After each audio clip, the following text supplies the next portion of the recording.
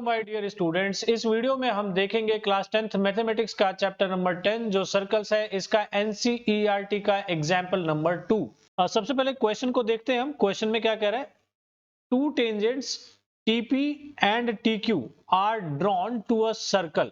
अब जैसे सर्कल में इसमें दिख रहा है आपको फिगर में कि टीपी और टीक्यू दो टेंजेंट है और वो सर्कल के ऊपर बनाए गए हैं, जिस सर्कल का सेंटर दिया हुआ है O from an external point T, और वो एक्सटर्नल पॉइंट टी से दोनों टेंजेंट बनाए गए हैं।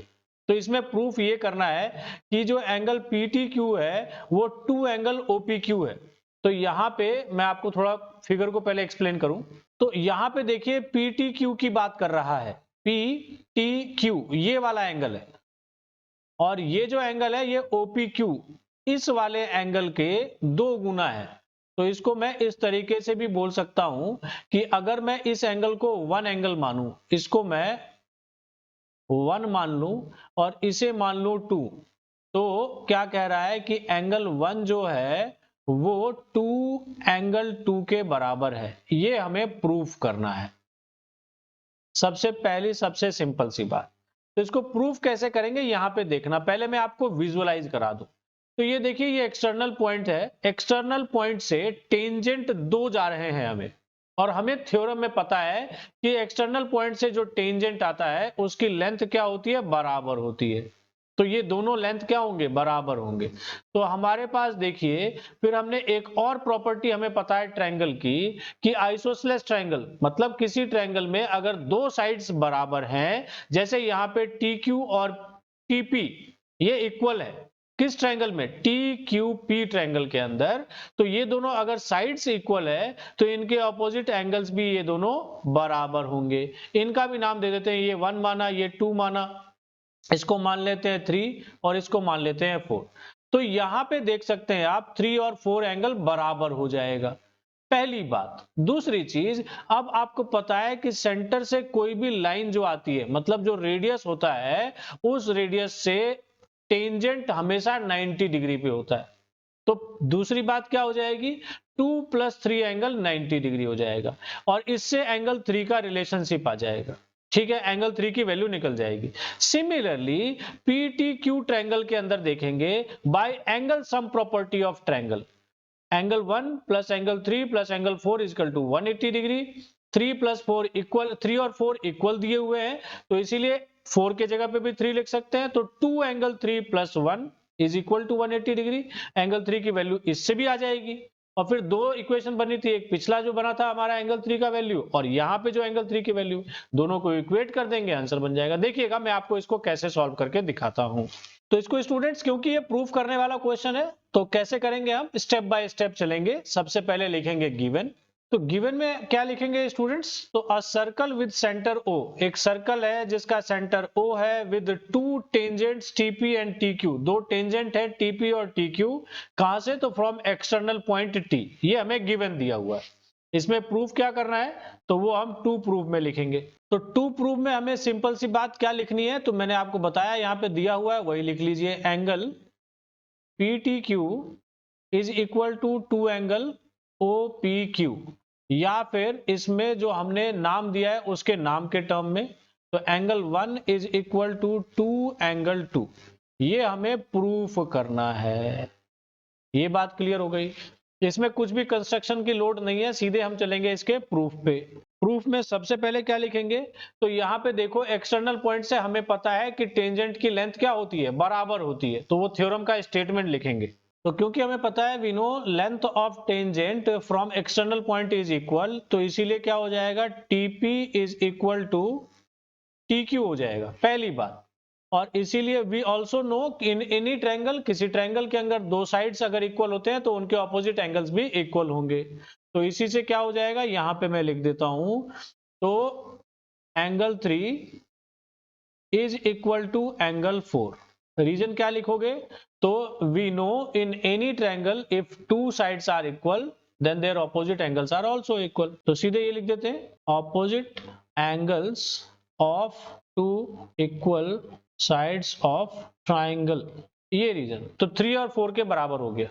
अब एक और बात हमें पता है कि इस रेडियस हमेशा टेंजेंट के साथ कितने डिग्री का बनाता है एंगल, तो रेडियस हमेशा टेंजेंट के साथ 90 डिग्री का एंगल बनाता है। अब यहां लिखेंगे now since OP is radius and TP is tangent and TP is a tangent, तो यहाँ पे क्या हो जाएगा, इसीलिए angle OPT is equal to 90 degree.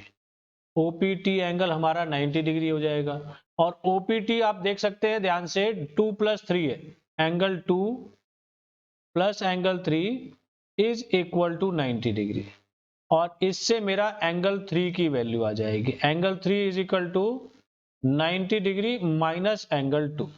एक बात हमारी ये हो गई डन, इसको फर्स्ट इक्वेशन मान लो। एंगल 3 की वैल्यू हमारे पास आ गई 90 डिग्री माइनस एंगल 2, ये पहली चीज हो गई। अब ट्रायंगल PTQ में चलते हैं, तो अब ट्रायंगल PTQ में देखेंगे। नाउ इन ट्रायंगल PTQ क्या, तो bye angle sum property of triangle क्या होगा, हमारे पास एंगल कौन कौन से थे, तो ये था एंगल 1, ये था हमारा 2, ये था हमारा 3 और ये था एंगल 4। तो angle sum property of triangle से क्या हो जाएगा, एंगल 1 प्लस एंगल 3 और प्लस में angle 4 is equal to 180 degree. और यहाँ पे हमें पता है 3 + 4 3 इक्वल टू 4 हमने ऊपर प्रूव किया, ठीक है। तो यहाँ पे देखिएगा इक्वल टू क्या हो जाएगा, ये क्या हो जाएगा, एंगल 1 + 3, 4 के जगह पे भी 3 हो सकता है, एंगल 3 हमने ऊपर अभी प्रूव किया is equal to 180 degree. Reason क्या लिखोगे, since angle 3 is equal to angle 4, ठीक है। तो इससे क्या हो जाएगा, यहाँ पे देखो एंगल 1 और प्लस में 2 एंगल 3 इज इक्वल टू क्या हो जाएगा, 180 डिग्री।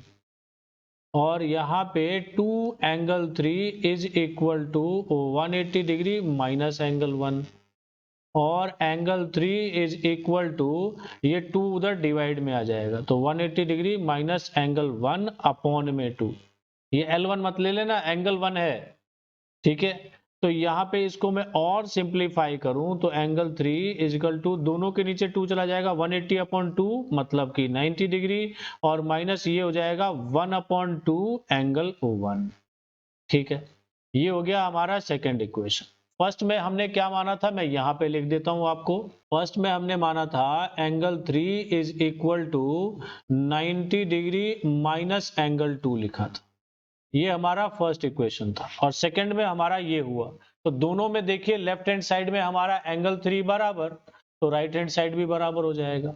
तो क्या लिखेंगे, from equation first and second, पहले और दूसरे इक्वेशन से क्या होगा, तो 90 degree minus angle 2 is equal to 90 degree minus 1 upon 2 angle 1, दोनों में देखिए 90 डिग्री कट जाएगा, माइनस माइनस भी एलिमिनेट हो जाएगा, तो angle 2 is equal to 1 upon 2 angle 1 हो जाएगा। इसको ये 2 इधर आएगा तो 2 angle 2 is equal to angle 1 और इसको उल्टा करेंगे तो angle 1 is equal to 2 angle 2 हो जाएगा। और यही हमें प्रूफ करना था। तो यहाँ पे देखिए आप अगर इनको 1 2 3 4 के टर्म में ले लेते हैं तो ये आसानी से आपसे सॉल्व हो जाएगा। तो यही हमको प्रूफ करना था, हैंस प्रूव्ड।